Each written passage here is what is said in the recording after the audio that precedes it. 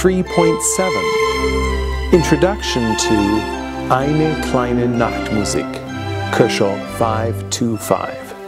Eine kleine Nachtmusik, which is German for a little night music, was composed in 1787. Ever the multitasker, Mozart composed this serenade while putting the finishing touches on his opera, Don Giovanni.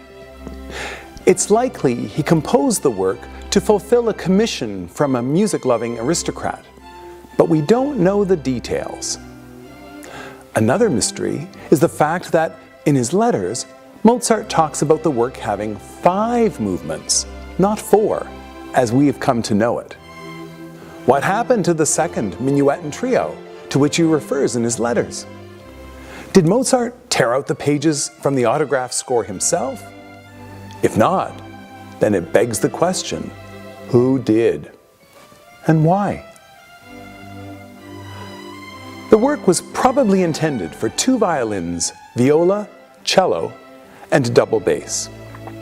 Those forces are often expanded to include a full string orchestra. With its current 4-movement design, Eine kleine Nachtmusik demonstrates the sonata cycle, common to symphonies and string quartets of the classical era.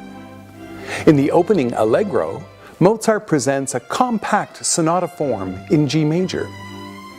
Without realizing it, Mozart composed one of the most recognizable melodies in Western music, angular and spirited. The slow second movement is in a rondo form in C major. This subdominant key was a typical choice for the second movement, offering contrast to the dominant heavy harmonies of the opening. The third movement is a graceful minuet and trio in G major. Finally, in the 4th movement, Mozart closes the work with a vigorous finale, a combination of the sonata and rondo forms in G major. He launches the final movement with a striking rocket theme, a device invented and popularized by German composers of the Mannheim court. You might well ask, why is this work called A Little Night Music? The title comes from one of Mozart's diary entries.